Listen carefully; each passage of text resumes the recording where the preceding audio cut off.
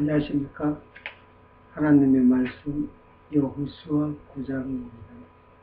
9장 1절부터 등록되었습니다. 요단 서편 산지와 평지와 레바논 땅 앞, 레바논 앞 해변에 있는 햇사람, 아모리 사람, 가나안 사람, 브리스 사람, 히윗 사람, 여부스 사람의 모든 왕이 이 일을 듣고 모여서 일심으로 여호수아와 이스라엘로 더불어 싸우려 하더라.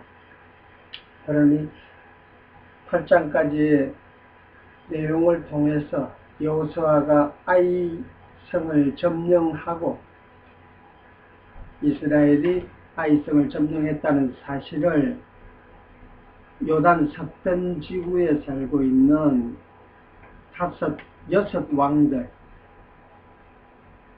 그러니까 아무리 가나안 땅의 여섯 왕 중에서 5 왕들이 일심으로 여호수아와 이스라엘 백성들에게 대적하기 위해서, 싸움을 하기 위해서 다 연합을 해서 한 마음 한 뜻으로 여호수아와 이스라엘 백성들을 더불어 투쟁을 하려고 싸우려고 준비를 하게 되는 과정을 보여주게 됩니다. 그러나 그 6 왕 속에서 기브온 거민들이 3절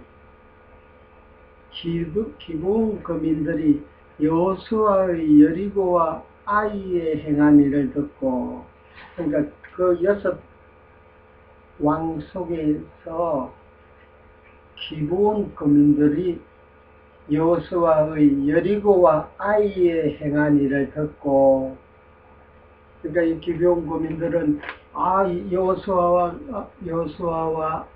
여호수아가 아이성을 무너뜨리고 여리고성을 무너뜨렸다는 사실을 듣고 나서 여호수아 앞으로 나오려고, 그러니까 여호수아 앞으로 와서 항복을 하려고 마음을 먹고 4절에 보게 되면 깨를 내어, 그러니까 기본 거민들이 깨를 내어서 여호수아 앞에 나와야 되는데, 여호수아 앞에 나와서 고개를 숙이고 종으로 삼아주려고 이제 약조를 맺는데, 어떻게 하면 약조를 맺을까 하고 방법을 생각하다가, 그러니까 약조를 맺는 방법, 여호수아 앞에 나오는데 우리가 예를 들어서 우리가 어떻게 하여야 여호수아 앞에 나와서 우리의 조건 제시를 통해서 여호수아와 우리 기브온 거민들과의 약조를 맺을까, 이 생각을 깨를 내어, 그러니까 방법을 생각했다, 이 표현입니다. 그런데 이 깨를 내었다고 말하는 이 깨라는 낱말의 뜻이, 이게 여기 기브온 거민들은 아람어를 씁니다. 히브리어를 쓰는 게 아니고, 기브온 거민들은 이방의 딸이기 때문에 아랍어를 쓰는데, 그 아람어의 뜻이 이 깨를 내어 할 때 이 깨가 무슨 뜻을 가지고 있냐 하니까 매끈매끈하다, 또 옷을 벗다, 이런 의미가 있다 그래요, 뜻이.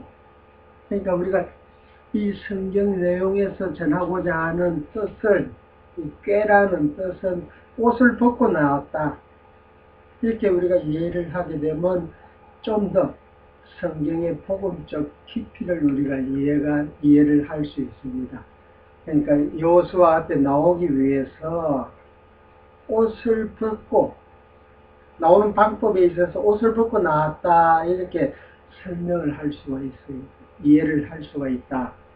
근데 옷을 벗다, 기브온 사람들이 입은 옷을 벗고 매끈매끈하게 해서 나왔다는 소리는 여호수아를 통해서 새로운 옷을 입기 위해서, 신학적으로 설명하게 되면 그리스도 앞에 나올 적에는 전부 어떻게 옷을 벗고 나와야 되지 않습니까? 옷을 벗었다는 소리는 뭐가 드러난다는 이야기예요. 그러니까 모든 인간들은 전부 다 뭐예요? 우리가 모든 사람들은 죄와 허물로 죽은 자들인데,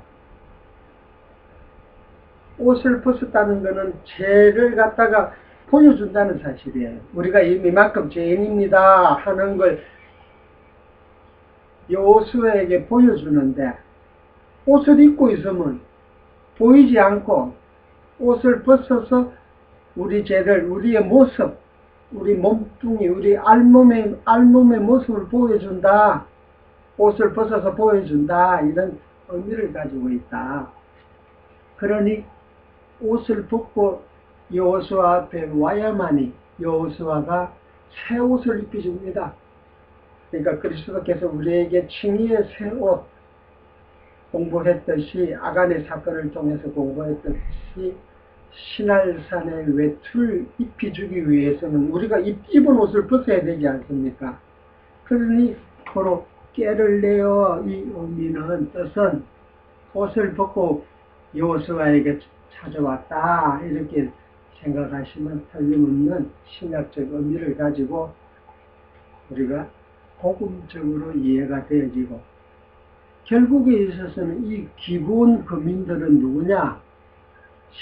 신약에서 전하고자 하는 기본 거민들은 곧 오늘날 예수를 그리스도라고 믿는 모든 이방인들을 1차적으로 설명하는 겁니다. 그러니까 이방인들의 구원을 구약적 표현으로 기본 거민들이 나타나서 여호수아와 약조를 맺는 과정을 통해 우리에게 보여주는 사건이다. 그리고 기본 거민들이 깨를 내어서 사신의 모양을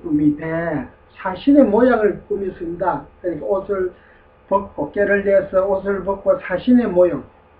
이 사신이라는 것은 한 나라의 왕의 뜻, 왕의 생각, 왕이 하고자 하는 일을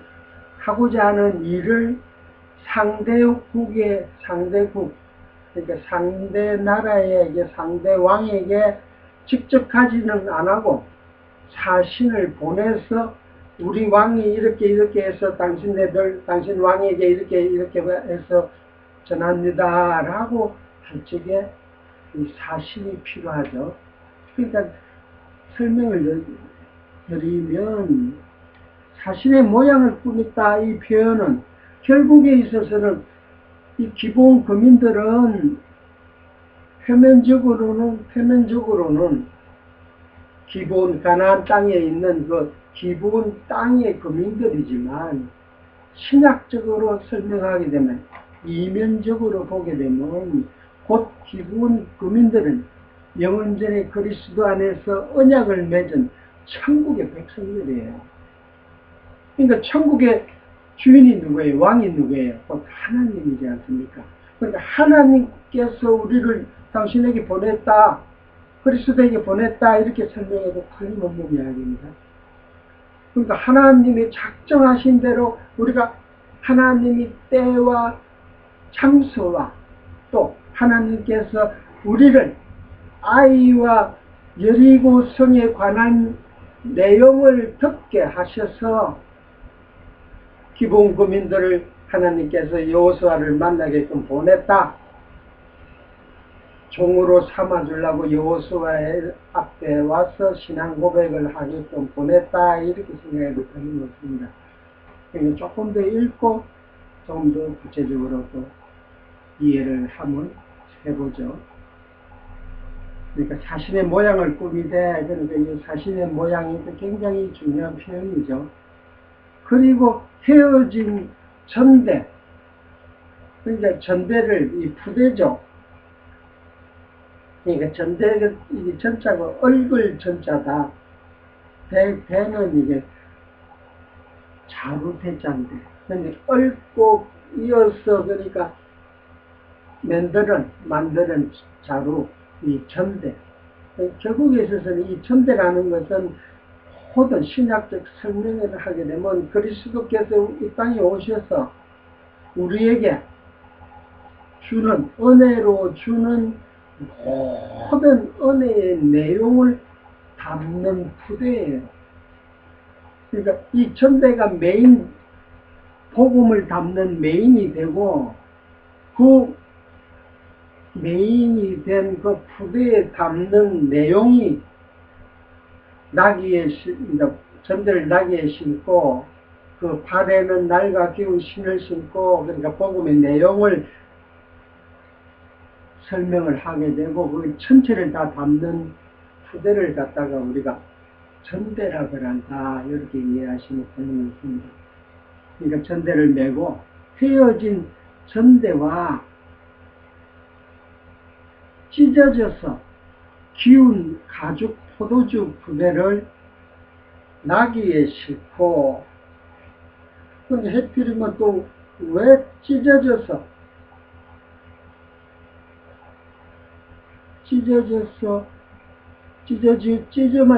찢어진 상태를 갖다가 잠깐 키웠어요.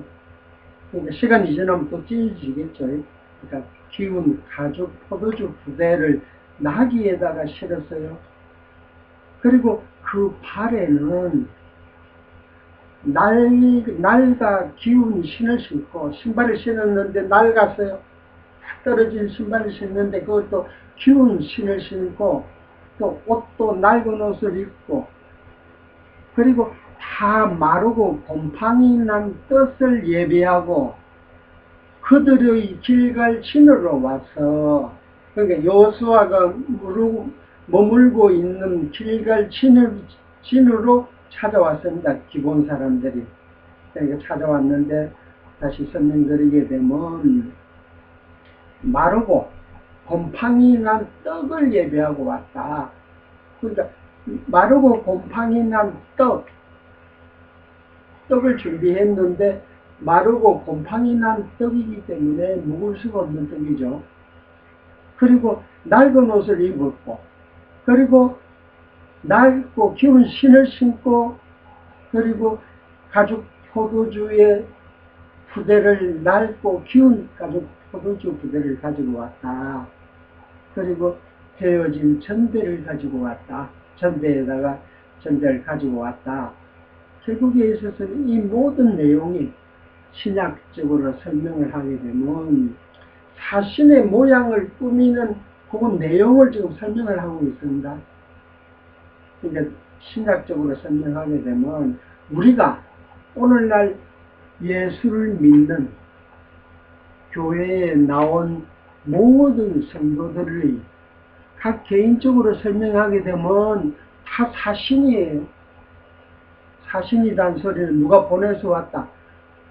성부 하나님께서 우리를 그리스도 앞으로 보내서 뭘 준비해야 하고, 낡은 곰팡이 난, 마르고 곰팡이 난 떡을 가지고 낡은 옷을 입고 낡은 신발을 신고 낡은 가죽 포도주 부대를 가지고 헤어진 전대를 가지고 그리스도 앞으로 나왔다. 이렇게 설명을 하게 되면, 그러니까 떡, 사람이 먹어야 사는데 그리스도께서 이 땅에 오셔서 사람이 떡으로만 사는 게 아니다.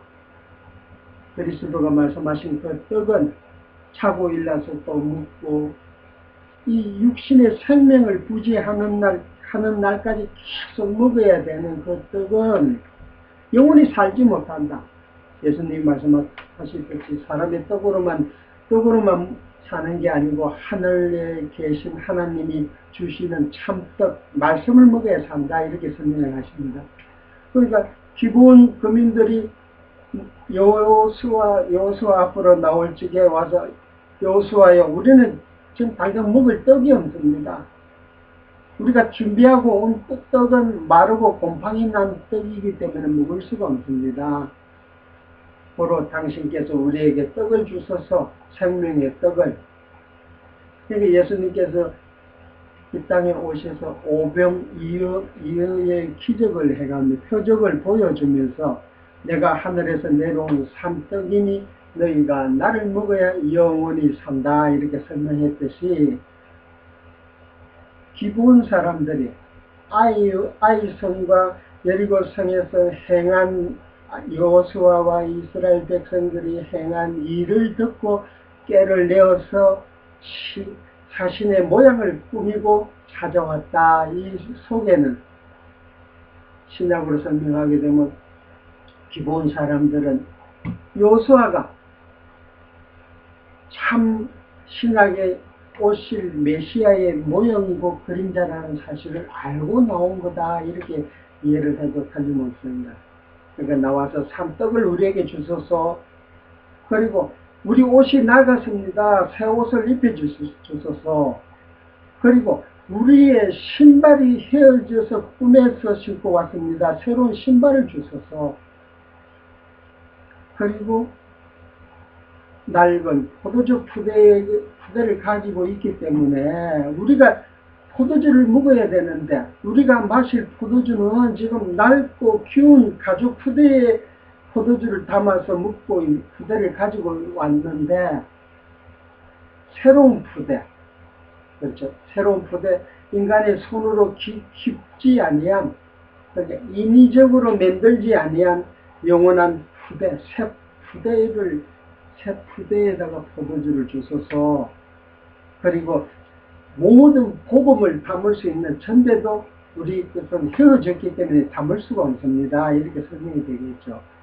그러니까 구약적 표현으로 헤어진 푸대라는 것은 이 구약도 전체가 이게 지금 구약 39권이 전부 복음입니다. 사실은. 그런데 담을 수가 없어요. 푸대가 헤어졌기 때문에 이 구약 39권은. 그러니까 담을 수가 없으니까 하나님의 말씀인 이 구약이 전부 복음으로서 드러나지 않고 율법으로서 드러나는 거다. 그러니까 그리스도께서 이 땅에 와서 새 술은 새 푸대에 담아야 된다 이렇게 말씀하셨듯이 그리스도께서 오셔서 이 모형과 그림자인 이 구약의 모든 내용을, 말씀을 새 푸대 하나로 다 담을 수 있게끔 그리스도께서 마침 율법의 마침을 통해서 구약의 모형이 실체로 다 드러난다. 드러나서 우리에게 새 푸대에 다 담아주고, 또 그리스도께서 포도주를 통해서 너희들이 마시는 포도주는 낡고 기운 가죽 푸대에 있는 포도주이기 때문에 지금 처음 담을 적에는 낡고 기운 가죽 푸대이기 때문에 포도주를 처음 담아놓고는 금방 마실 수가 있지만 자고 일하면 시간이 지나면 그 포도주가 다 새고 없어진다. 그로 말해서 그리스도께서 이 땅에 오셔서 한번 담으면 영원히 어떻게 썩지 아니하고 도망가지 빠지지 아니하고 흐르지 아니하는 새 푸대의 포도주를 우리에게 주셨다. 그러니까 구약에서 가죽 푸대의 낡은 포도주는 그때 먹으면 또 없어지고 또 찾아서 먹어야 되고 또 없어지고 또 찾아서 먹어야 되고, 곧 이 포도주는 예수 그리스도께서 너희들이 이 포도주를 마셔라. 이 포도주는 나의 피다. 곧 생명을 의미한다.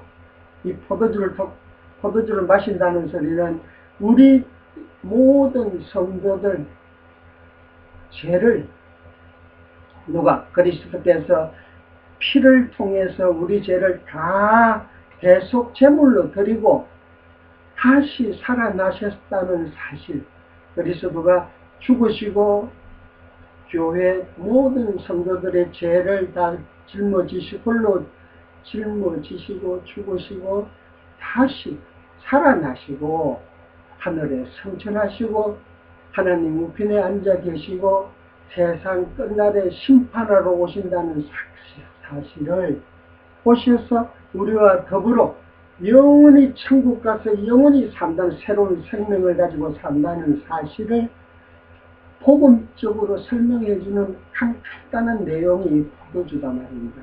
그러니까 낡은 포도주가 낡았다. 이 구약에도 전부 복음이지만 구약의 복음은 그때뿐이다.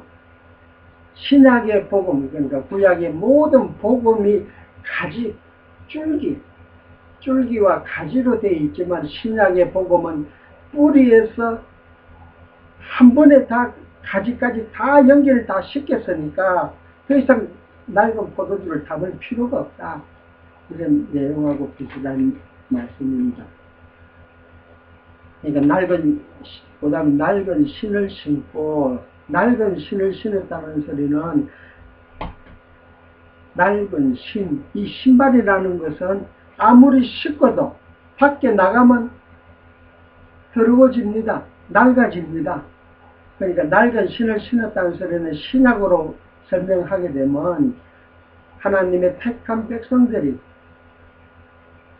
그리스도 앞에 나와서 모든 죄를 사함을 받고 또 그 백성이 이 땅에 육신의 옷을 입고 이 땅에 사는 그날까지, 육신을 벗는 날까지 앞으로 지을 죄를 낡고 기운 신을 신고 이렇게 말씀을 하시는 겁니다.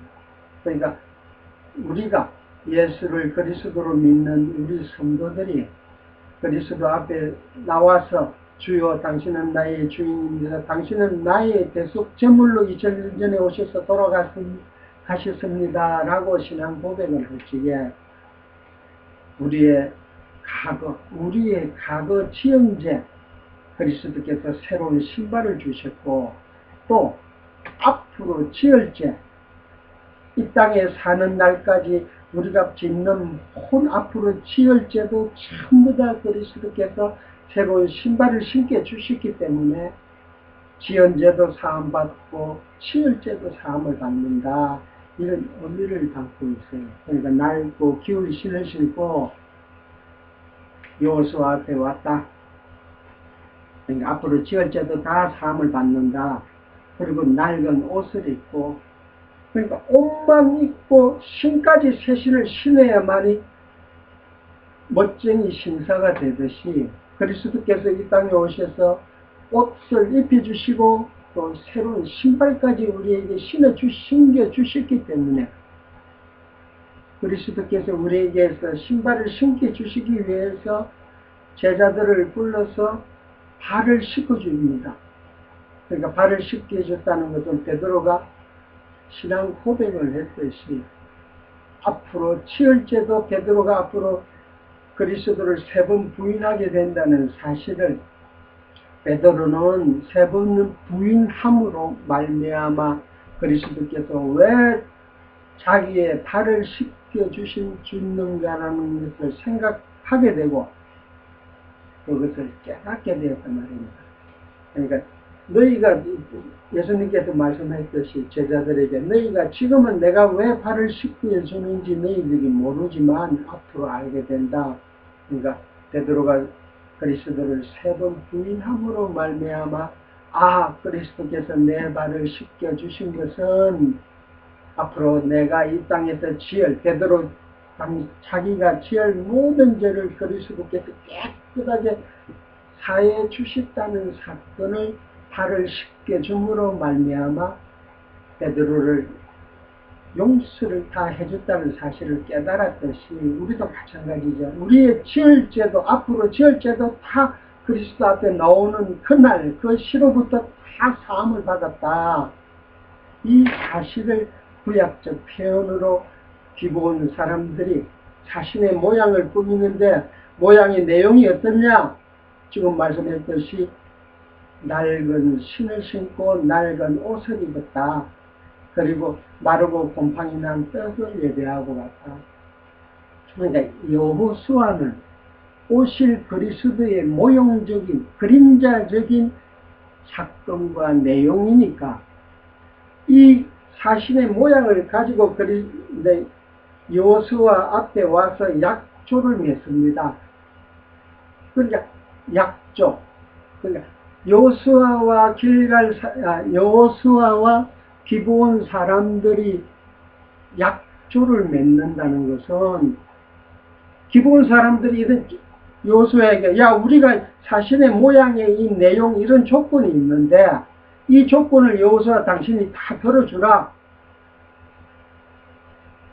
그렇게 약속하자라고 설명을 해서 여호수아가 약조를 맺습니다. 그러니까 약조의 내용, 그러니까 조건 제시를 하는 게 기본 사람들이 이런 조건 당신이 우리에게 다 이루어 줄라. 그러면 약조를 맺자. 이렇게 해서 약조를 맺었다. 이렇게 설명을 할 수가 있는 거예요. 그러니까 약조의 내용, 신약적 설명을 하게 되면 우리가 오늘날 예수를 믿고 그리스도로 믿고 예배당에 나오는 그날 우리가 그리스도와 우리와 약조를 맺는데 이 약조의 내용을 기본 사람들이 친절하게 미리 우리에게 알려주는 거예요. 그러니까 우리가 내가 그리스도와 언약을 맺은 내용은 헤어진 푸대, 낡은 가죽, 포도주 푸대, 헤어진 전대, 낡은 가죽, 포도주 푸대, 그리고 비운 심, 낡은 옷, 그리고 곰팡이 난 떡, 이걸 당신이 다 해결해 주십시오 하고 약조를 맺었다. 그러니까 이 내용이 전부 다 신약으로 설명하게 되면 전부 복음의 내용이고, 그러니까 우리 영원히 천국 가는 날까지 우리는 죄에서 다 해방되고, 또 곰팡이 난 떡을 예배하고 왔다니까 새로운 곰팡이 나지 아니한 떡을 주십시오. 그게 다 약조 속에 들어간 거예요. 그러니까 곰팡이 난 떡을 너희들에게는 여호수아는 곰팡이 나지 아니한 새 떡을 준다. 그래서 예수님께서 오셔서 하늘에서 내려온 내가 산 떡이다, 살아있는 떡이다, 너희가 나를 먹어야 너희가 영원히 산다 했듯이 우리는 이미 천국 가는 것은 지옥 가기보다도 더 어려운 거예요. 지옥 갈 수가 없어요. 우리는. 왜? 곰팡이 난 떡을, 곰팡이 나지 아니한 새 떡을 먹었다는 사실을 우리가 약속을 맺었으니까, 그리스도와. 그러니까 기본 사람들이 조건, 약조, 약속의 내용을 이미 기본 사람들이 맺었듯이 그리스도가 이 땅에 오셔서 우리가 2000년 전에 그리스도가 안에서 맺은 언약, 너무너무 복음적이고, 그러니까 여호수아 9장에서 전하고자 하는 기본 사람들이 자신의 모양을 꾸며서 조건 제시를 한 이 조건의 내용이 오늘날 21세기 우리 교회에서도 그대로 적용이 되고, 이 적용된 사실을 우리가 일주일에 한 번씩 주일날 예배당에 나와서 이 우리가 맺은 조건의 내용을 우리가 깨닫고 알고 배우고, 배우면 배울수록 더욱더 천국에 대한 확신과 천국에 대한 소망, 그리고 우리 성도들의 행위를 통해서 천국 가는 게 아니고 이미 그리스도가 맺은 언약으로 말미암아 천국에 간다는 사실, 나아가서 분명히 천국에 갔다라고 확인을 찍어줍니다. 날마다 성령께서 오늘날 성령께서 인을 주듯이 이 복음의 내용이 결국에 있어서는 이 모든 복음의 내용을, 그래서 자신의 모양과 약조, 조건 제시를 한 이 조건의 내용이 구약 39권에 전부 답니다. 그러니까 구약 39권이 장차 메시아 그리스도께서 이 땅에 오셔서 하시는 일, 사역이 곧 이 기본 사람들이 조건 제시를 한 이 조건의 내용이에요. 이 일 외에 그리스도가 이 땅에 와서 하신 일은 하나도 없다. 전부 다 이 일을 위해서 그리스도가 오셔서 사역을 하시는 내용은 전부 이 일을 하러 오셨다. 바로 구약 여호수아 9장에서 기본 사람들이 조건 제시를 여호수아에게 한 이 내용이야말로 너무나 우리에게 필요한 복음의 내용이고, 살아있는 생명의 말씀, 생명의 내용, 언약의 내용, 그리스도와 맺은 이 언약은 영원히 변치 아니한다는, 불변한다는 그리스도와 우리와 맺은 언약, 더 나아가서 창세전에 하나님, 천부 하나님과 우리와 맺은 언약입니다. 이게 하나님이 작정하시고 이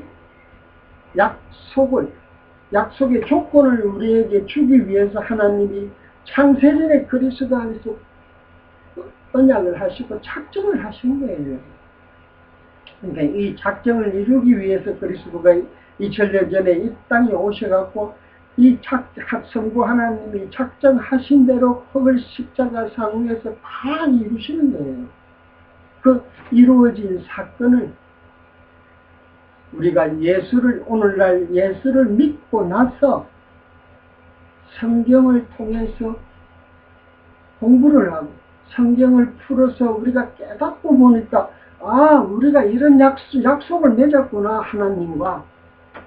그러니까 우리가 하늘나라 가는 것은 이 약속의 힘으로 하늘나라를 가게 되고, 이 구약은 우리가 8장에서도 말씀했듯이 여호와의 이름을 두는 곳이다.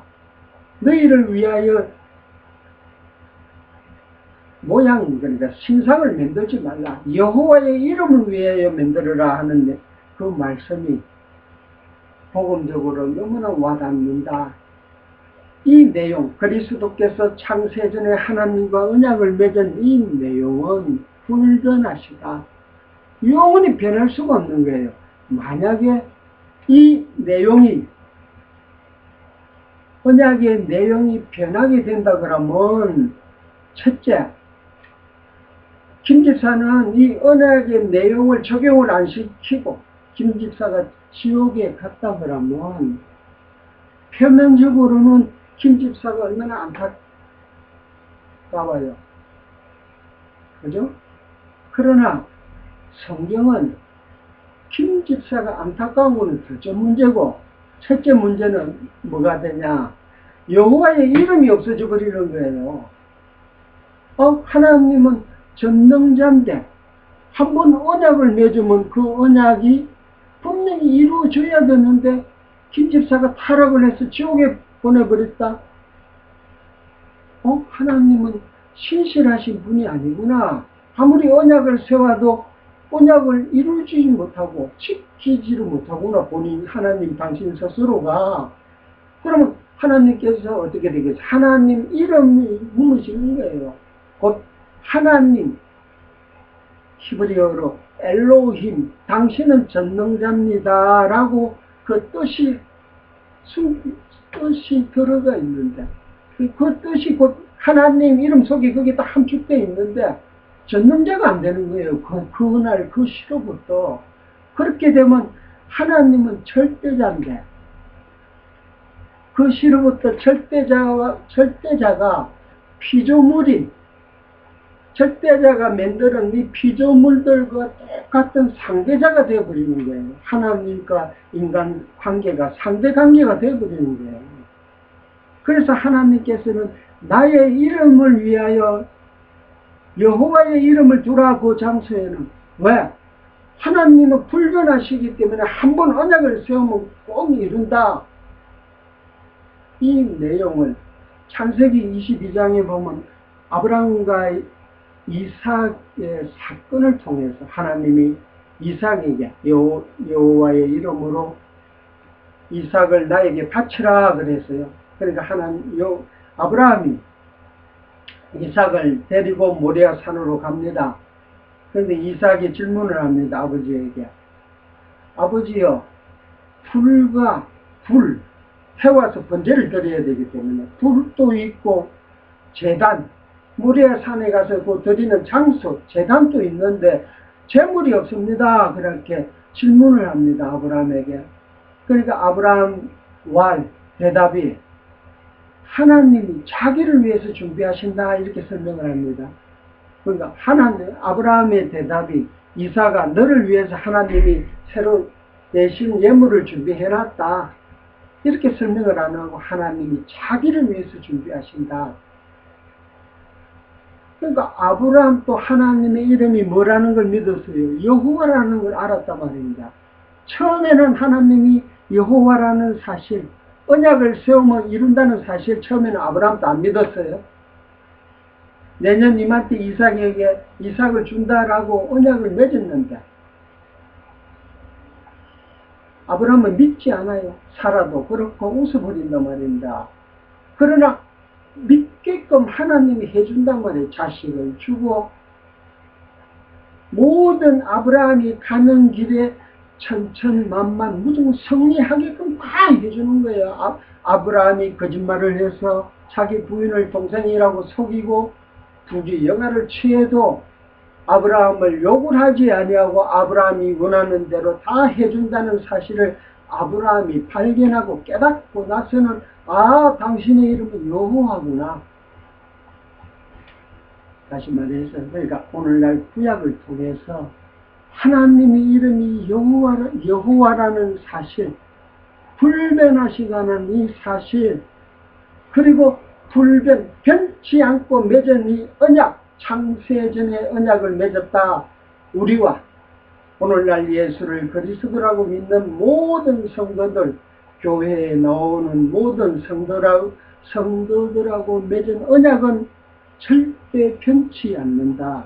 그리고 언약의 내용, 곧 지금 읽어드 기본 사람들이 자신의 모양으로 준비한 이 내용들.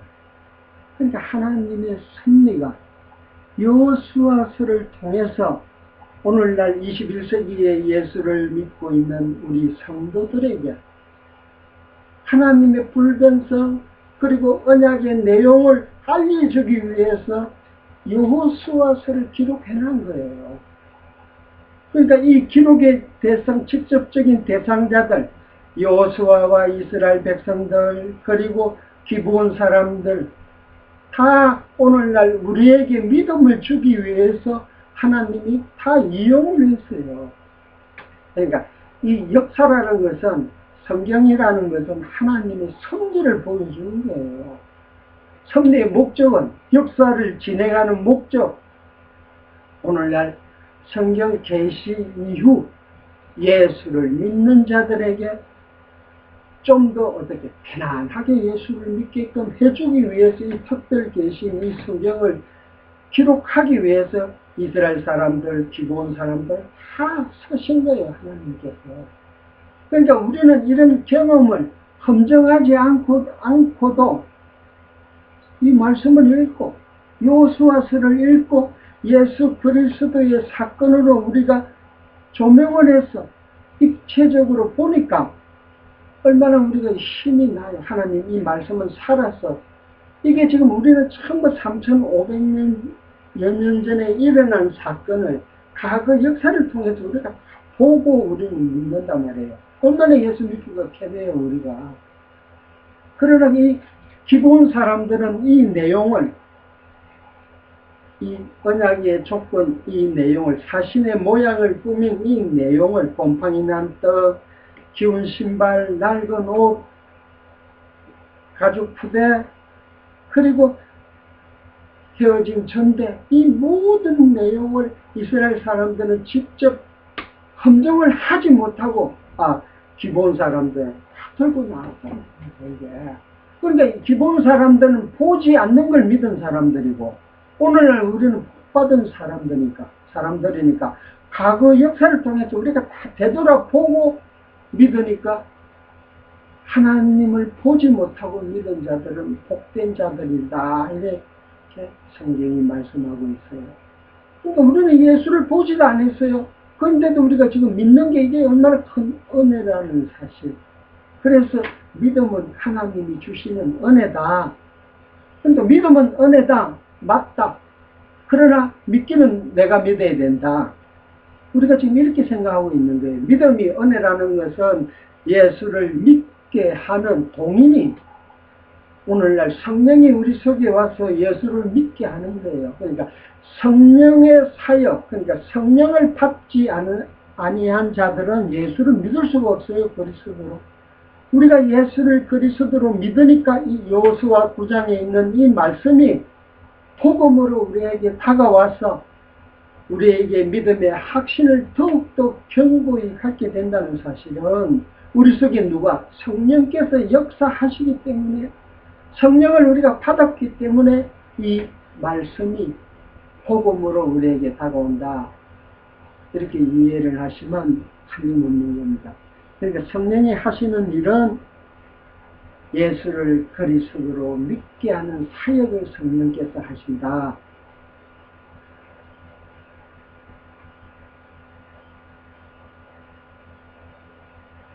6절, 그들이 길갈 진으로 와서 여호수아에게 이르러, 이 길갈이라는 장소, 여호수아 5장 9절에 있는 내용이죠.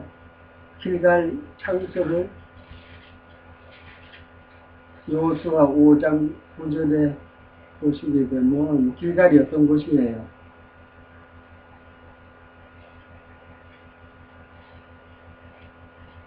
5장 8절부터 보게 되면 전번에 앞 시간 공부한 내용인데 또 잊어버리니까 한번 참고하기 위해서 읽어보겠습니다. 공급드리겠습니다. 8절.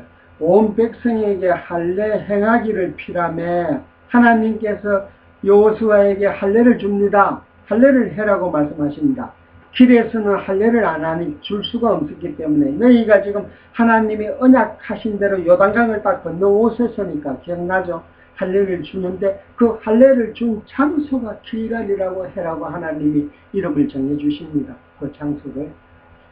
그러니까 할례를 마치기를 피라매 백성이 진중 각 처소에 처하여 낫기를 기다릴 때에, 그러니까 할례를 행하면 상처가 나지 않습니까? 그 상처를 낫기 위해서 길갈에서 이제 잠깐 머무르고 있는 그 장소를 하나님께서 길갈이라고 명하시는 거예요. 그러니까 9절, 여호와께서 여호수아에게 이르시되 내가 오늘날 애굽의 수치를 너희에게서 굴러가게 하셨다 하셨으므로 그곳 이름을 오늘까지 길갈이라 하느니라, 이렇게 설명을 했단 말입니다. 전번에 공부한 내용이지만 잠깐 보충 설명을 드리면, 애굽의 수치를 너희에게서 굴러가게 하였다.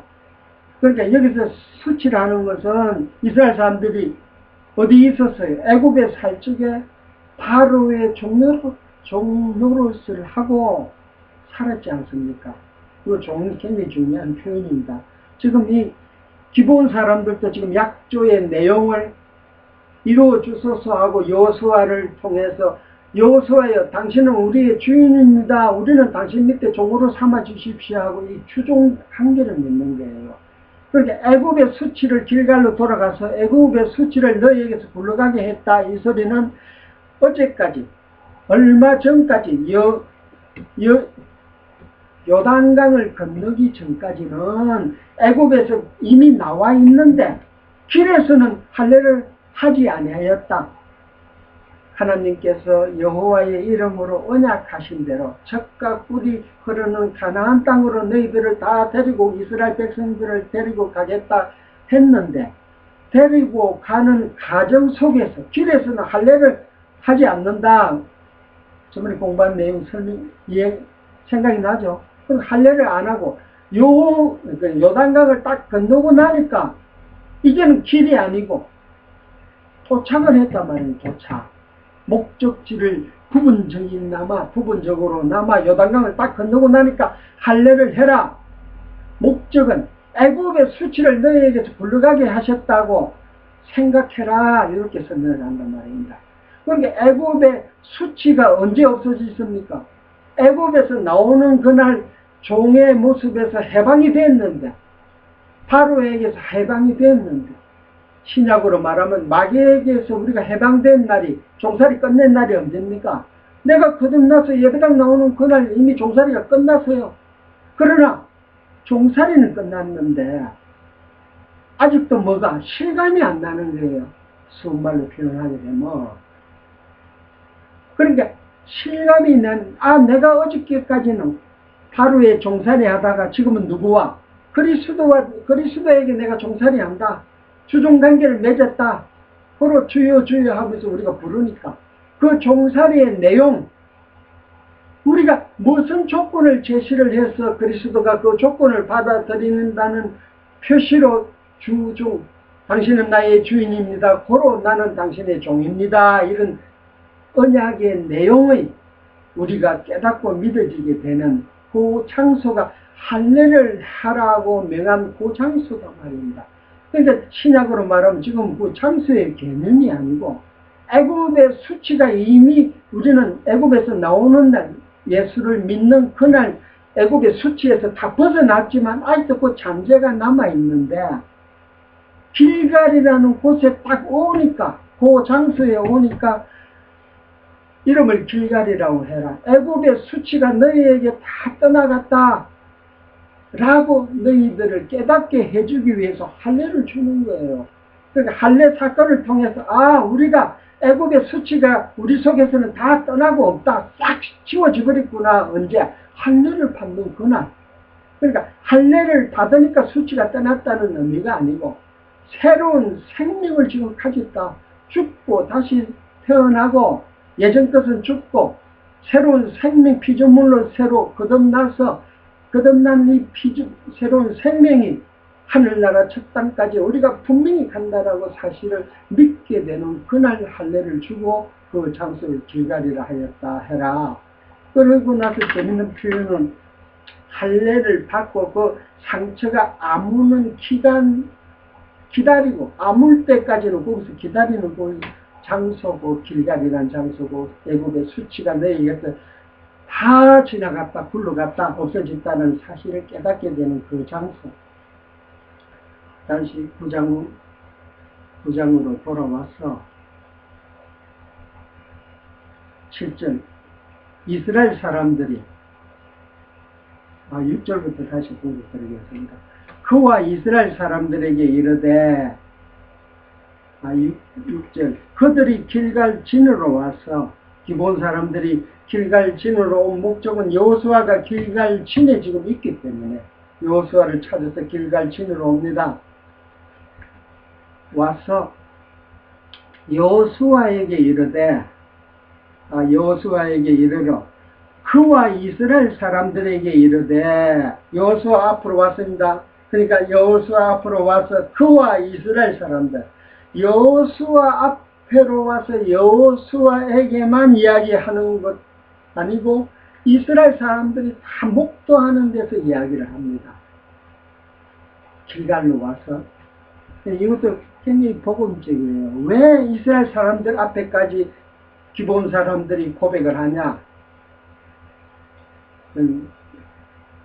오늘날 우리가 재밌는 것은 오늘날 우리가 이 성경을 잘 모르고 구약을 특히 제대로 깨닫지 못하고 예수 믿는 자들은 가르치는 이 목사도 마찬가지예요.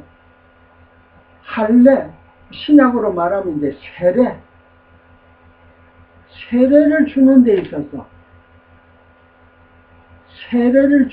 있어서 이 목사가 세례를 줍니다. 이 목사라는 것은 장로. 우리가 장로교를 헌법에 보게 되면 세례는 아무나 주면 안 된다. 왜? 가르치는 은사를 받은 목사만 세례를 주기로 하자라고 장로교 헌법에다가 명시가 딱 되어 있어요. 그러면 그 목사가 무슨 권위가 있고 그 목사가 무슨 능력이 있고 그래서 목사만 세례를 주자라고 우리가 처음에는 그런 의미가 있는 게 아니고 그런 뜻이 있는 게 아니고 진정한 의미는 이 가르치는 은사를 받은 이 목사는 성경을 문장적으로 입체적으로 깊이 있게 넓이 있게 넓고 깊고 높게 성경 깊이를 많이 알고 있으니까 그 세례를 주는 그 행동 자체가 중요한 게 아니고 이 세례를 주는 사건을 통해서 죽고 다시 살았다는 사실을 인지시키기 위해서 세례를 주는데요. 그러니까 그 세례의 그 의식 자체가 무슨 요술적인 의미가 있어갖고 세례를 받아야만이 천국 간다라고 이런 헛소리를 하는 목사들이 있고 또 성도들이 세례 받아야만이 천국 간다고 착각. 그건 의식적인 세례가 아니, 세례를 받아야만이 천국 간다고 하는 건 착각이 있는 사람들이 많아요. 그러니까 여기서 말하는 지금 이스라엘 사람들과 여호수아 앞에 기브온 사람들이 신앙 고백을 하는데, 오늘날 우리가 세례받은 자들이 공동회의 속에서 저걸 합니다. 김복동이라는 사람이 예배당에 났는데 세례를 받으려고 그러네요 하고 목사님한테 전달을 합니다. 그럼 목사가 당장은 세례를 줄 수가 없다. 학습을 받아야 된다. 당신이 세례를 받을 자격이 있나 없나를 확인을 해주기 위해서 6개월 동안 학습 기간을 주는 거예요. 그런데 6개월 동안 그 학습 내용은 이 성경 말씀을 배워갖고, 세례를 받고자 하는 그 사람이 6개월 기간을 통해서, 예수 믿는 자는 죽어도 다시 산다고 하는, 부활해서 영원한 천국에 간다고 하는 사실이 그 자가, 세례를 원하는 자가 그게 믿어지는 자에게만 우리가 의식적인 세례를 주는 거예요. 그리고 모든 교인들 앞에서 공동 모임 앞에서 세례를 주는 거는 다른 사람들에게, 같은 신앙 공동체 속에 있는 다른 교인들에게, 김복동이라는 사람을 세례를 준다는 걸 목도하게 되면 다른 사람들, 다른 교인들이 무슨 생각을 하겠어요? 저 김복동이도 이제는 우리가 예배당에 나오는 목적인 천국의 백성이라는 사실, 죽어도 다시 산다는 사실, 보이지 아니하는 천국을 신앙으로 확실히 믿는다는 것을 우리들이, 일반 교인들이, 공동회의에 같이 참여하고 목도한 교인들이, 고로 오늘부터 저자가 세례받는 걸 보니까 저자도 우리와 똑같이 신앙이 우리와 같은 신앙관을 가진 사람이구나, 가진 교인이구나 라고 인지를 시켜주는 거예요. 그래서 이 세례 의식의 중요성을 따지게 되면 그건 완전 무당이 되어버리고, 우리가 특히 이 장로교는 그 의식은 아무 상관없는 거예요. 그 의미를 깨달아야 돼. 예를 들어서 오늘날 대한민국에 있는 이 침례교라는 것은 그 의식을 굉장히 중요시 여깁니다. 그래서 장로교는 세례를 약식으로 손가락에 물을 찍어서 이래 주더라. 저런 세례는 아무 의미가 없다. 우리는 어떻게 하자? 직접 물에 빠져야 된다. 그래서 어떤 침례교는 직접 강이나 바다에 데려가서 세례 주는 자들도 있고, 그걸 조금 약식으로 해서 목욕탕까지, 공중 목욕탕까지 데리고 가서 물속에 푹 빠지고 세례를, 침례를 줘야만이 정확한 성경적인 세례다, 이렇게 이야기하는 거예요. 그것도 한참 잘못됐죠. 그런 의식이 중요한 게 아니고 아무 상관없는 짓이에요. 물을 찍어서 세례를 주던 그 필요에 의해서 그런 의식을 중요시 여기게 되면 그건 전부 다 무당짓이에요. 그래서 제가 이 어느 침례교 목사가 유튜브에 보니까 장로교를 비판하는 데 있어서 그런 세례를 가지고 비판을 하더라고요. 그러니까 중요한 것은 이 침례교 사람들이, 목사들이 이 칼빈이 누구고 칼빈이 뭐를 내세운 걸 아직도 너무나 모르고 칼빈을 일방적으로 매도해서 비평을 하더라고요.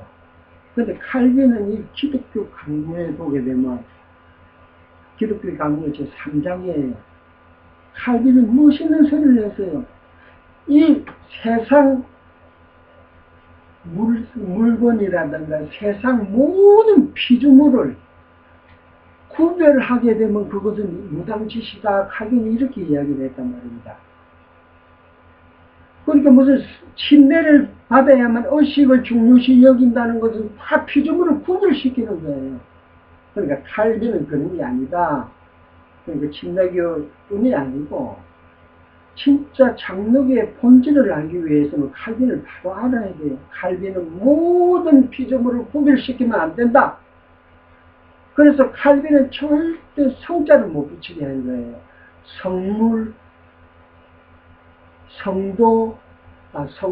성도도 그리고 이름만 성자 붙이면 안 된다.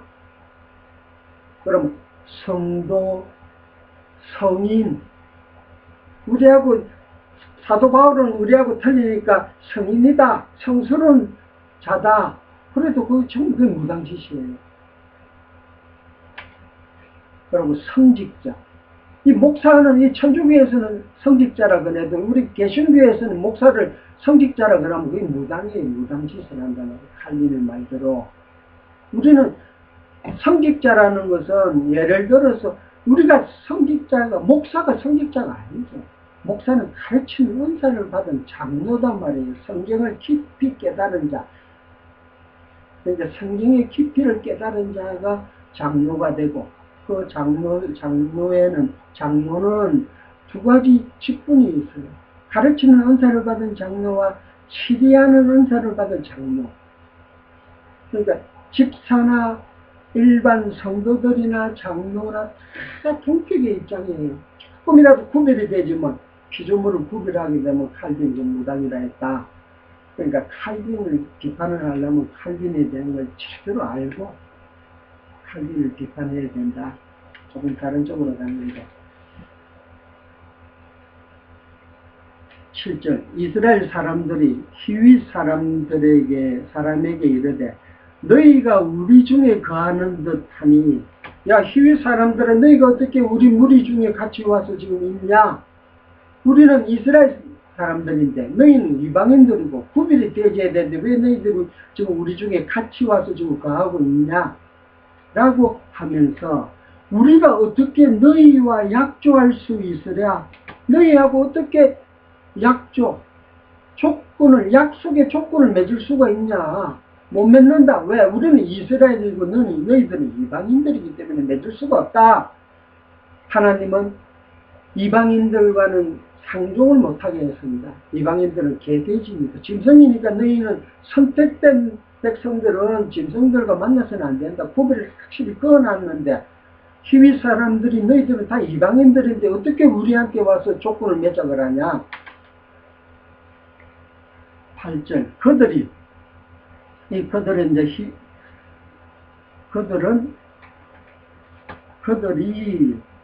기본 거민들이죠. 그들이 여호수아에게 이르되 우리는 당신의 종이니이다. 당신의 친구로서 약조 맺는 게 아닌가. 우리는 당신의 종입니다. 이렇게 설명을 합니다. 약조를 맺어 주십시오. 우리는 종으로 삼아줄라 지금 이 소리예요. 그러니까 종으로 삼는 대신에 이 조건 제시를 통해서 종으로 삼아줄라. 그러면 여기서 말하는 이 종이라는 것은 결국은 신약으로 와서 이걸 우리가 이해를 해야만이 이 종의 의미가 뚜렷하게 복음적으로 우리가 이해가 되지는 거예요. 우리가 예수를 그리스도라고 믿는 그날 우리가 거듭나서 예수님 당신은 나의 주인입니다 라고 예수님의 명칭 속에 주 명칭이 맨처음에 들어가는 신앙 고백을 하게 되는 그날이 곧 그리스도와 우리와 주종 관계가 이루어지듯이 이런 주종 관계가 이루어지는 그날 이 모든 약조의 내용이 다 주인인 그리스도께서 성락을 하셨다 이렇게 되어지는 겁니다. 그러니까 아까 저기 5장에 보니까 이 애굽의 수치가 굴러가게 되었다 길갈이라는 곳에서. 그러니까 당신이 나의 주인입니다 라고 신앙 고백을 하기 전에는 우리의 주인이 누구였어요? 애굽의 바로다 말이에요. 그 신약으로 와서 곧 마귀가 나의 주인이고 내가 마귀의 종로로 하다가 거듭나서 그리스도 앞으로 나오는 그날 마귀하고 주종관계는 끊어져 버리고 그날 그리스도와 나와 주종관계가 되어진다.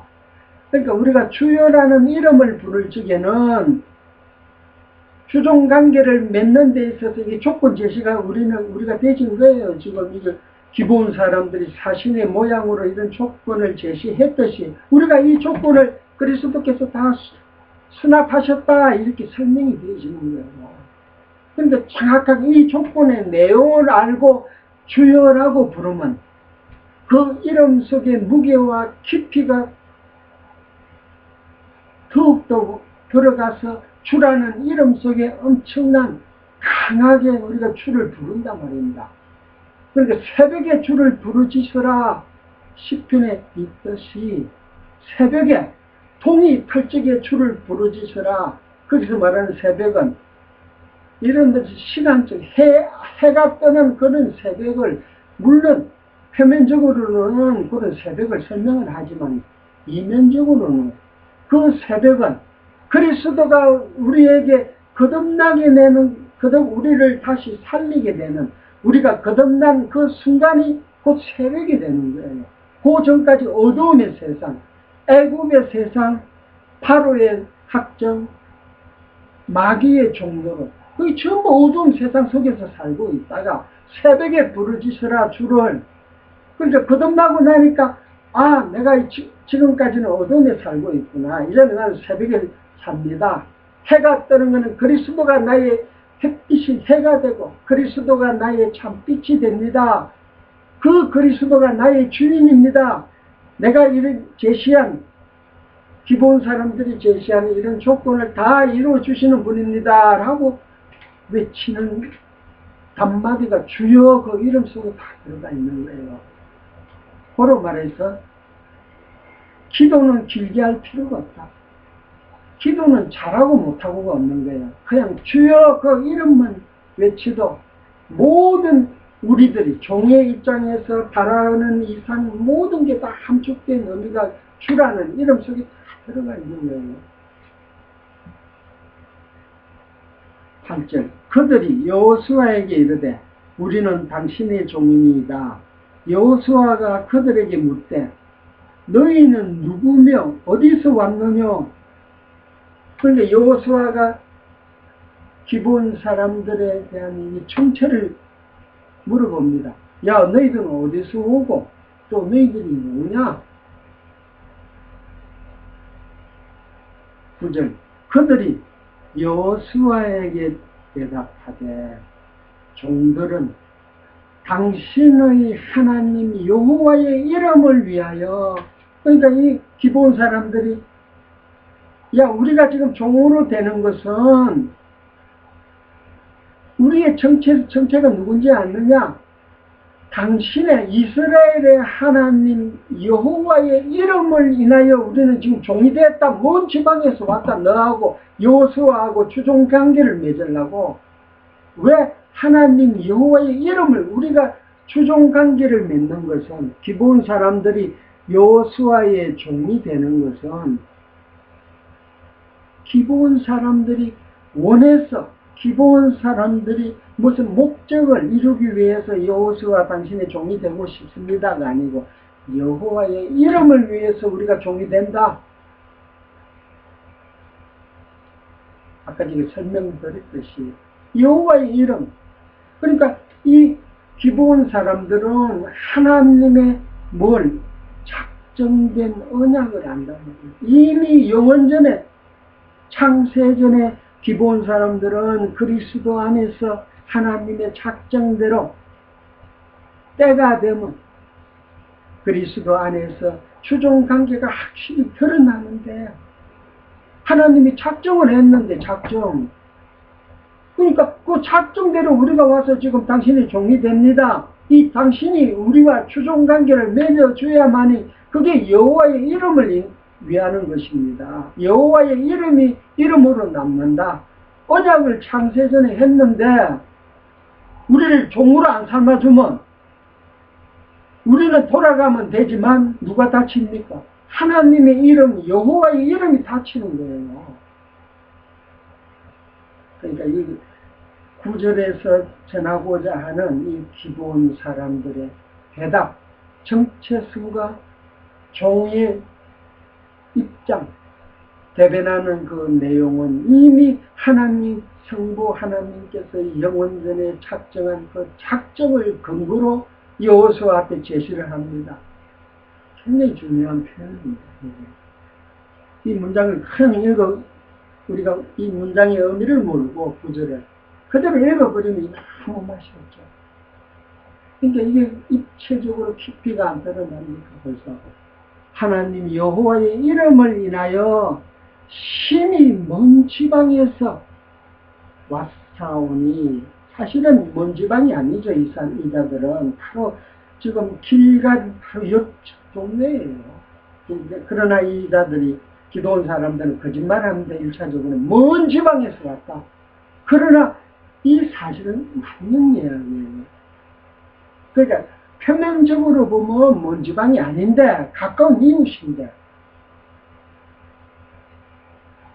그러나 이면적으로는 굉장히 먼 지방이다 말입니다. 왜? 계시가 완성되고 나서 보니까 바울이 이야기했듯이 신약의 바울뿐이 아니고 신약 계시를 기록한 모든 사도들이 이야기했듯이, 야 너희들은 영원 전부터 하나님의 작정에 의해서 그리스도와 혼인잔치를 맺기 위해서 예비된 신부들이다, 이렇게 설명을 합니다. 그러니까 이 지구상에 있는 땅보다 정말 천국이라는 땅에서 왔는데, 우리가 먼 지방에서 왔는데, 이 말은 표면적으로는 거짓말인 것 같아도 이면적으로는 너무나 사실, 자기 정체를 사실로 드러내는 겁니다. 왜? 이 기본 사람들은 여호와의 이름을 인하여 이 대답 속에 제가 지금 드리는 천국에서 우리는 왔다, 사신으로 왔다, 당신 주종관계를 맺기 위해서, 이 말이 여호와의 이름을 인하여 이 속에, 문장 속에 다 함축이 되어 있는 거예요. 그러니까 우리가 여호수아를 공부를 하면서 1장부터 지금 9장까지, 9장 초까지 지금 공부를 하고 있는데, 특히 여호수아서가 오늘날 중요한 것은 오늘날 우리 교회의 모습을 지금 여호수아서가 모형으로 보여주는 사건이다. 그러니까 여호수아서가 얼마나 복음적이에요. 여호수아가 한 가나안 땅을 점령하기 위해서 하는 행동 일거수일투족이 결국은 실체 여호수아인 2000년 전에 예수님이 오셔서 이대로 다 이루시는 거예요. 그러니까 예수가 그리스도로 오시면 하게 될 일을 미리 보여주는 사건이다, 여호수아서가. 그렇기 때문에 예수님이 이 땅에 오셔서 사역을 하시는데, 내가 하는 사역은 내 뜻대로, 내 생각대로 하는 사역은 아무 하나도 없다. 내가 하는 사역은 전부 아버지의 뜻을 행하고, 아버지가 원해서 보내준 자 외에는 나에게 올 자가 없다. 이 기본 사람들은 지금 아버지가 보내준 자들이라고 기본 사람들이 지금 고백을 하잖아요. 정체성을 밝히잖아요. 하나님 여호와의 이름을 위해서 왔다. 그런데 문장적인 내용은 달라도 의미적으로는 똑같은 말입니다. 그래서 여호수아서를 바로 공부를 하게 되면 예수님이 이 땅에 와서 사복음서를 통해서 하는 행동은 우리가 깊이 있게 복음적으로 당연히 이해가 될 수밖에 없어요. 왜? 미리 보여준 사건, 미리 예언한 사건이니까. 그리스도가 하실 사역을 미리 예언을 했으니까.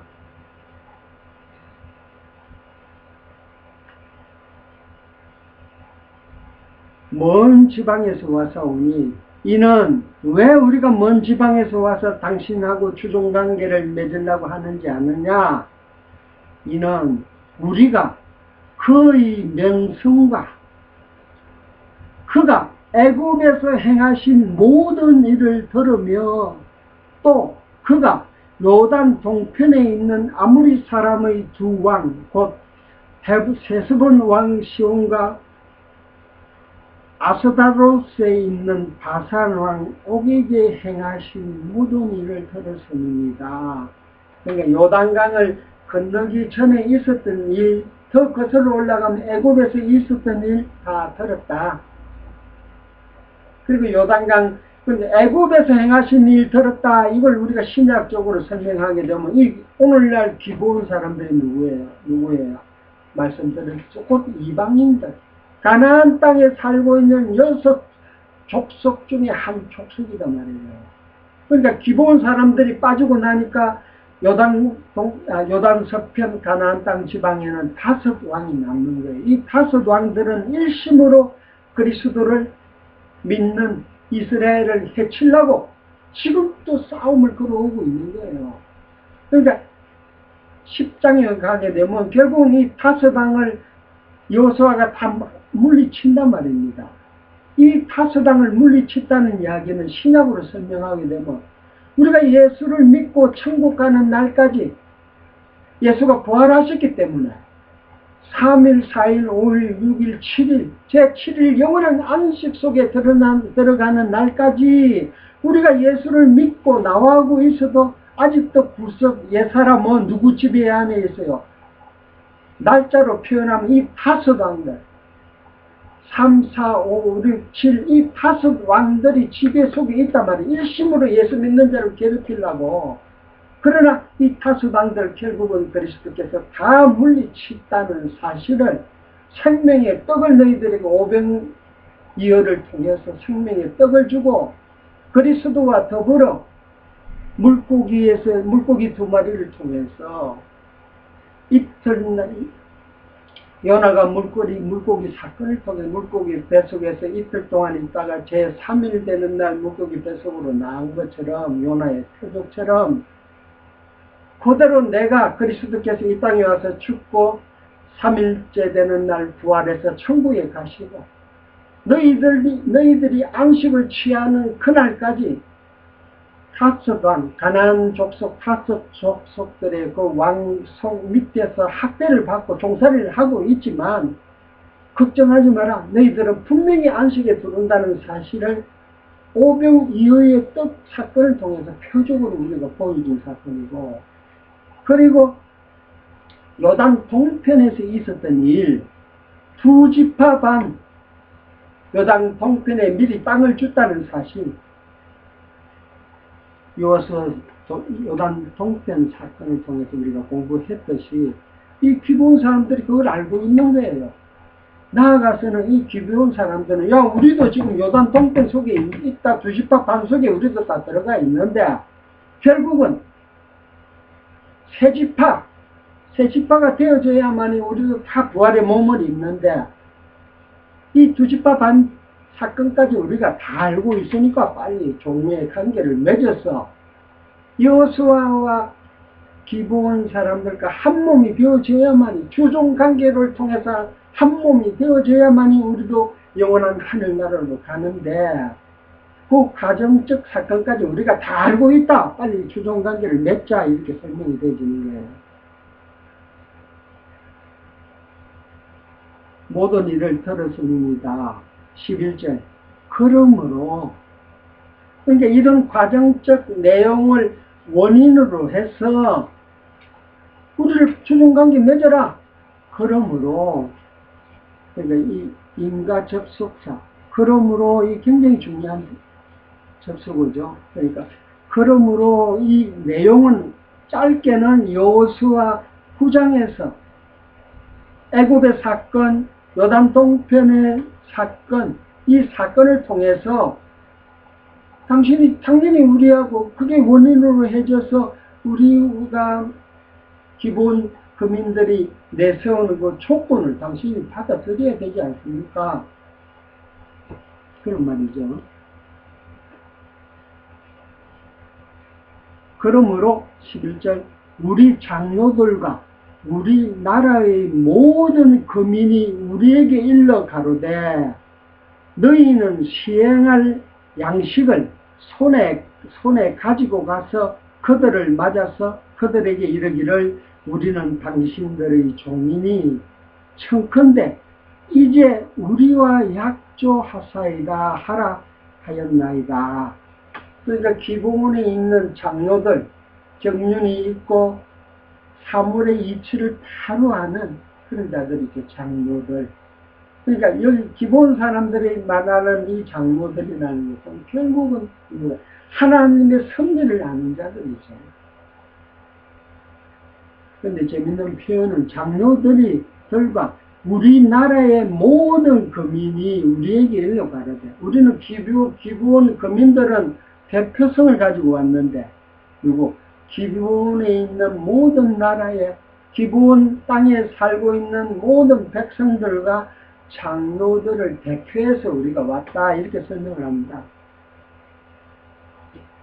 그러니까 모든 나라에, 그 나라에 살고 있는 모든 백성들을 대표해서 왔다. 이 소리가 오늘날 21세기 우리가 지금 교회를 통해서 하나님의 은혜를 깨닫고 그리스도의 풍성하신 사랑을 우리가 깨닫는 것은 우리를 대표해서 지금 기본 사람들이 가서 모형적인 메시아인 그리스도를 만난 이 사건을 통해서 우리가 그대로 여호수아가 이걸 받아 승낙을 하여서 약조를 맺음으로 인하여 그리스도가 이 땅에 와서도 진짜 약조를 맺었는데, 주종관계를 우리가 맺었는데, 왜 우리가 그리스도와 주종관계를 맺지 않느냐? 예수님 오시기 약 1500년 전에 여호수아에게 기브온 사람들이 와서 약조를 맺었기 때문에 그 맺은 언약이 표적이 되어져 갖고 예수님이 2000년 전에 오셔갖고 진정한 참 약조를 맺었다.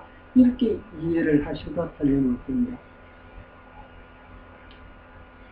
그들에게 이르기를 우리는 당신들의 종이니, 우리 모든 기본 사람들은 당신의 종이니 청컨대 이제 우리와 약조하사이다. 언약을 맺읍시다. 주종관계의 언약. 그러니까 이 표면적으로는 이 기본 사람들이 주종관계의 언약을 안 맺으면 이 기본 사람들은 누구의 종이에요? 기본 왕의 종이란 말이에요. 왕.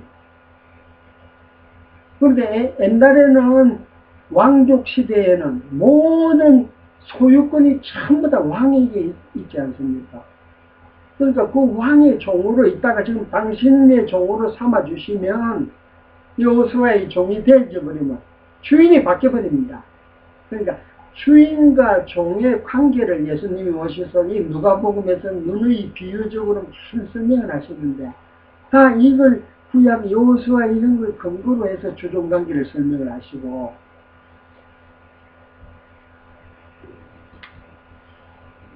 그런데 재미있는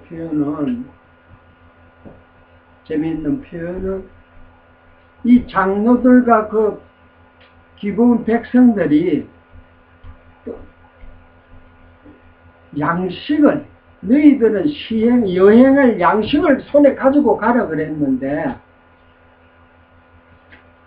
양식을 너희들이 그 여호수아 만날 때까지 묵을 양식을 들고 가라 그랬는데, 가지고 가라 그랬는데, 12절.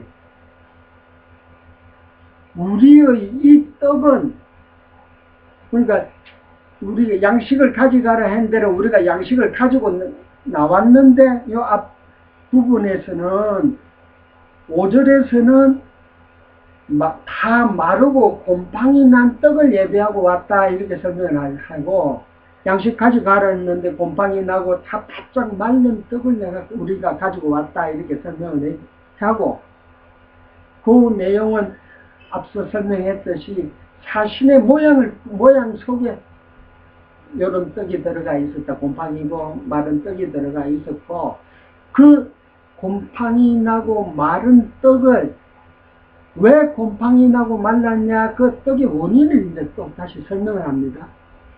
12절. 우리의 이 떡은, 지금 다 마르고 곰팡이 난 이 떡은 우리가 당신에게로 오려고 떠나던 날에 우리들의 집에서 오히려 뜨거운 것을 양식으로 취하였더니 보소서 이제 말랐고 곰팡이 났으며, 여기까지는 지금 보면 애국에서 하나님께서 나올 적에 이 먹을 떡을 준비해라고 하는데, 애국에서 살고 있는 이스라엘 백성들이 출애굽기서에 보게 되면 밤중에 갑자기 애국에서 떠나게 되므로 떡을 쪘는데 식히지를 못하고 뜨거운 떡을 그대로 들고 나와서요. 그러니까 오는 과정에서 뜨겁기 때문에 곰팡이가 나고 땅이 식어버리겠죠. 그런 표현하고 같은 표현이에요. 왜 양식을 준비하고 떠나라 그랬는데 곰팡이 나고 마른 떡을 가지고 준비했다. 이 소리와 신약적, 복음적으로 설명하게 되면 우리가 캄캄한 밤중에 갑자기 나와버렸단 말이에요. 거듭나버렸단 말이에요. 애국 종되었던 애국 바로의 종으로 살다가, 마귀의 종으로 살다가 예수 믿게 나오는 그날이 캄캄한 밤중에 우리가 다 나왔습니다. 이 말은 밤중에 나왔다는 소리는 아직도 우리가 바로의 종에서는 해방이 됐죠. 마귀의 종에서는 해방이 되고 그리스도의 종이 되었지만 아직 옛사람은 마귀의 종의 습관이 그대로 가지고 있기 때문에 참 양식을 먹을 수가 없는 거예요. 다 곰팡이 난 떡, 애굽에서 먹던 떡을 가지고 지금 여행길에 궁극적으로는 참 하늘나라까지 우리가 여행을 해야 되는데 우리가 가져온 떡은 곰팡이가 다 났기 때문에 먹을 수가 없게 됐다. 그러니까 그 떡을 누가 줄라? 당신께서 줘야 된다. 그 떡을 2000년 전에 그리스도께서 오셔서 오병이어의 떡을 우리에게 주지 않았습니다. 영원히 곰팡이 나지 아니하고 영원한 천국 가는 날까지 여행하는 길까지 배고프지 아니한 산떡을 우리에게 줬듯이 그런 복음적 의미가 들어가 있다. 곰팡이 났으며 13절 또 우리가 포도주를 담은 이 가죽 푸대도 새 것이더니 처음에는 담은 가죽 푸대도 새 것인데 포도주가 흐르지는 않는데 찢어지게 되었으며 그러니까 이 앞부분에는 사신의 모양을 꾸밀 때 어떻게 꾸몄어요? 찢어져서 기운 낡은 포도주 부대를 나귀에 실었다고 이렇게 설명을 했는데 여기 와서는 설명의 내용이 또 다르죠. 이게 다 지금 이유가 있어요. 무슨 이유, 왜 이렇게 표현이 완전히 달라져 버리냐? 히브리 기본 거민들이 이런 거짓말을 하게 되는 게 분명히 이유가 있어요. 왜? 지금 여호수아의 앞에 추종관계를 맺기 위해서 먼 지방에서 왔다 이거예요. 그런데 아까 말씀드렸던 이 먼 지방은 결국 천국인데 천국에서 나올 적에는 우리가 지금 이런 모습으로 우리가 나왔다 이 말이에요. 곰팡이 난 것으로 뜨거운 것을 곰팡이가 나져버렸다. 천국에서 나오는 날 급하게 나와버린 거예요. 우리가 예를 들어서 생명의 떡을 갖고 나오기는 나왔는데 나와서 아담의 타락으로 인하여 생명의 떡이 다 곰팡이 나버렸다. 뜨거워서 다 곰팡이 나서 못 먹게 되고 또 포도주를 담은 이 가죽 푸대도 천국에서 나올 적에는 새 것이었는데 지금 천국에서 오신 메시아 그리스도를 만나서 이제 만나게 되는 그날까지의 그 기간 속에서 찢어져 버렸다. 우리의 이 옷도 신도 여행이 심히 길므로 인하여 낡아졌나이다 한지라. 결국에 있어서는 이 기본 사람들의 이 정체성, 기본 사람들의 모습, 기본 사람들이 출발점, 어디서 출발을 해서 여호수아를 만나게 되고, 두 번째, 출발할 적에는 전부 다 좋은 건데, 떡도 곰팡이가 안 나고, 포도주도 찢어지지가, 포도주를 담을 푸대도 안 찢어지고, 옷도 낡아지지 아니했는데, 신발도 찢어지지 않고 꾸미지 아니한 새 신발을 신고 나왔는데, 지금 당신을 만나게 되는 이 여정이 너무나 길기 때문에 지금 다 이렇게 다 헤어져 버렸다, 한마디로. 여기서 중요한 것은 우리가 이 장로교라는 것은 예정론을 믿는 거예요. 그럼 예정론은 칼빈을 통해서 처음으로 드러났고 신학적인 의미를 체계를 세웠어요. 칼빈은 예정론이라는 체계를. 그리고 사실은 칼빈 전에 어거스틴이 처음으로 예정론을 외쳤어요. 어거스틴은 이제 교부 시대 때 사람인데, 4세기 때. 그러나 이 어거스틴이 외쳤기 때문에 칼빈이 조직 체계를 세웠기 때문에, 신약 체계를 세웠기 때문에 칼빈이 예정론이다, 어거스틴이 미리 예정론을 외쳤다 라고 설명드리는 게 아니고, 사실 이 성경은 전부 다 예정론이라는 것은 출발점과 목적지가 하나님의 작정에 의해서 다 정해진 사실을 갖다가 밝히는 거예요. 그런데 출발점을 우리가 밝힐 적에는 예정론이 없으면 출발 시점을 밝힐 수가 없는 거예요. 그러니까 사실은 우리는 20세기, 21세기에 우리는 육신을 통해서 이 땅에 태어났지만 사실은 우리가 이 땅에 태어나기 전에 어디서 나왔다 우리는?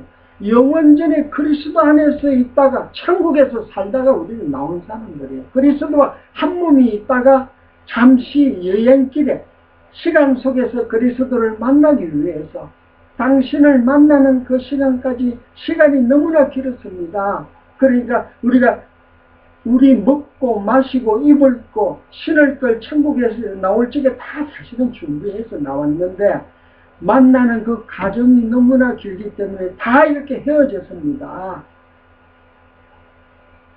이렇게 설명이 되는 거예요. 그러니까 너무나 작정과 예정을 그대로 기본 사람을 통해서 보여주는 사건이다. 그러니까 표면적으로는 바로 옆 동네인 기브온이라는 가나안 땅의 기브온이라는 곳에서 나왔지만 사실은 먼 지방에서 왔다. 근데 이게 이제 복음적으로 더 깊이 있게 이해가 되어져야만이 여호수아서를 바로 이해하고 바로 보고, 그러니까 여호수아서가 입체적으로 그냥 쭉 빨려오지 않습니다. 14절 무리가 그들의 양식을 취하고 어떻게 할 것을 여호와께 묻지도 아니하고 여호수아가 곧 그들과 합친하여 그들을 살리리라는 언약을 맺고 회중 족장들이 그들에게 맹세하였더라. 그러니까 정체성을 여호수아가 듣고 바로 언약을 맺습니다. 합친을 한단 말입니다. 그럼 친하게 너와 내하고는 서로 화해를 통해서 친구로 맺어버려요. 그런데 이 사람들은 기본 사람들은 종으로 맺어주려고 했지만 여호수아는 친구로 언약을 맺어버려요. 야 종이 아니고 친구다. 그러면 이 주종 관계가 친구 관계가 되는 거예요. 상대 관계가 되어진단 말입니다. 종의 관계가 아니고. 그러니까 신약으로 말하면 우리는 다 주의 종이지만 주여 주여 부르지만 결국은 천국에 가게 되면 우리의 신분이 어떻게 되는 거예요? 격상이 되어져서 그리스도와 우리가 교회가 서로 상대 관계로 만나서 한 몸이 되어지는 거예요. 그러니까 이런 복음의 비밀을 간결하게 지금 표현한다는 소리예요. 두 번째는 여호와께 합친하기 위해서 여호와께 물어보고 해야 되는데 여호수아는 여호와께 물어보지도 아니하였다. 그것도 굉장히 재미있는 표현이에요. 재미있다는 표현보다 굉장히 깊이가 있는 내용이에요. 조금 더 읽어보고 여호와께 묻지 아니하고 맹세했다. 16절 그들과 언약을 맺은 후 3일이 지났어야 그들은 뭐라 그래요? 저 가까운 데 있다가 요 가까운 데 살고 있던 자들이네. 알고 보니까 야, 이 자들은 먼 지방에서 왔다 그랬는데 알고 보니까 가까운 데 사는 자들이 되네. 중요한 것은 며칠이 지나니까 3일이 지나서야 가까운 데 사는 사람인지 알았다. 걸린 지방이다. 이게 굉장히 복음이 지금 들어가 있는 사건이에요. 3일은 뭐예요? 다시 부활하는 숫자잖아요. 먼 지방에 있는지 알고 언약을 맺었는데 여호와께 묻지 아니하고 여호수아가 언약을 맺었는데 3일이 지나고 나서야 바로 내 옆에 있던 자였구나. 걸림에 있어 자기들 중에 거주하는 자라 함을 들으니라. 3일이 지나고 나니까 우리 중에 거주하는 자라 함을 들었다. 자기들 이스라엘 백성 여호수아와 같이 큰 지방에 걸리는 자라는 소리를 3일이 지나서 알았어요. 그러니까 이건 굉장히 깊이 있는 이야기예요. 표면적으로는 먼 지방에 왔다고 사실 근거리에 사는 자인데 걸린에 사는 자가 먼 지방에서 왔다고 이야기를 하고 3일이 지나고 나니까 먼 지방에서 온 게 아니고 가까운 자라는 걸 알았다 이거예요. 그러니까 결국은 우리 기본 사람들이 다 부활하고 나니까 가장 이스라엘 사람들 여호수아하고 가까운 같이 살았다 이 말이에요. 그러면 그리스도가 이 땅에 오셔서 약조를 하나님께 묻지 아니하고 약조를 맺었는데 먼 지방에서 왔다는 소리를 듣고 야 너희들이 천국에서 왔다. 먼 지방에서 이 먼 지방 하니까 예수님도 비유로 많이 설명을 하죠. 주인이 왕이 먼 지방으로 여행을 떠나면서 달란트 10달란트, 5달란트, 3달란트, 1달란트를 나눠주잖아요. 타국으로 떠나는 사건이 많이 나타나잖아요. 이게 다 그 속에 다 함축된 의미가 다 같은 의미가 들어있는 거예요. 그러니까 이게 굉장히 깊은데 우선 알 것은 3일이 지났어야 걸린에 있는 걸 알고 자기들 걸린에 있는 것뿐 아니라 더 깊이 말하니까 자기들 중에 거주하는 자라 함을 들었다는 거예요. 3일이 지났으니까. 그러니까 우리 믿는 자들이 전부 부활해서 하늘나라에 가게 되면 아까 말씀드렸듯이 그리스도와 우리가 추종관계가 맺어지는 게 아니고 합친 친한 서로 화해하고 친하게 지나는 친구 관계가 되어지는 거예요. 가까운 데 있는 자다. 우리 중에 함께 가는 자라는 사실을 3일이 지나서 알았듯이 우리가 저 땅에 가게 되면 이제 그리스도와 한 몸이 되어서 결혼을 한단 말이에요. 혼인잔치를 하는데 이 땅에서 그리스도는 이 땅에서 우리를 다 불러들어서 신부로 다 맞이했는데 이 제약된 이 땅에서 저 땅에 가서 결국은 모든 사실이 끝나서 약속 언약대로 혼인잔치를 하고 보니까 누구다? 영원전에 성부 하나님께서 작정하신 대로 그러니까 그리스도와 우리가 한 몸이 되어 있었구나. 그걸 이 땅에서는 몰랐는데 예를 들어서 저 땅에 가보니까 그걸 깨닫게 된다는 걸 보여주는 거예요. 그러니까 1차적인 거짓말, 2차적인 거짓말, 이 기본 사람들이 얼른 우리가 표면적으로 읽으면 거짓말에 거짓말 또 거짓말 하는 것 같아도 내용적으로 의미적으로는 입체적으로 보게 되면 너무나 착한 하나님의 작정, 천국에 대한 확신, 천국에서 출발이 되어서 가정 속에서 우리가 제약된 이 세상 속에 살다가 다시 천국으로 돌아가서 옛날 살던 우리의 천국이 실제로 다 드러나니까 그리스도와 우리와 맺은 언약으로 인하여 우리가 다 신부가 되었구나 하나님 작정에 의해서 그걸 우리가 다 깨닫게 된다 이런 표현이 지금 들어가 있는 거예요. 그러니까 여호수아 9장을 통해서 기본 사람과 여호수아의 만남의 사건을 통해서 장차 오실 그리스도, 우리는 가거사잖아요. 2000년 전에 오신 그리스도와 참 기본 사람인 우리 교회와 이방 교회와 그리스도와 만남이 16절 후반부 다시 한번 읽어드리겠습니다. 그들이 걸림에 있어 자기들 중에 거하는 자라, 자기들 중에 거주하는 자라 함을 들읍니다. 자기들, 여기서 복수를 썼잖아요. 자기들 중에. 여기 자기들 중에는 표면적으로 보게 되면 이스라엘 백성들과 여호수아의 관계를 합해서 표현을 한 거고, 그러니까 천국에 가서 보게 되면 자기들 속에는 지금 먼저 간 자들이 누가 있겠어요? 육신으로는 하나님이 택하신 이스라엘의 백성들이 먼저가 있을 거 아니에요. 근데 우리는 나중에 이제 최종 심판이 다 끝나서 부활의 옷을 입고 천국에 다 가보면 먼저 있던 자들이 갈세를 안 하는 거예요. 야, 너희들이 이방인인데 하나님 어떻게 우리 이스라엘만 택해놓고 이방인들이 어떻게 다 올라왔습니까? 저 김지사는 대한민국에 살던 사람인데 어떻게 천국에 올라왔습니까? 하나님 불평이 있습니다. 우리 이런 소리를 하는 게 아니고 부활 이후에 새 몸을 입고 보니까 다 한 몸이라는 사실을 표현하는 거예요.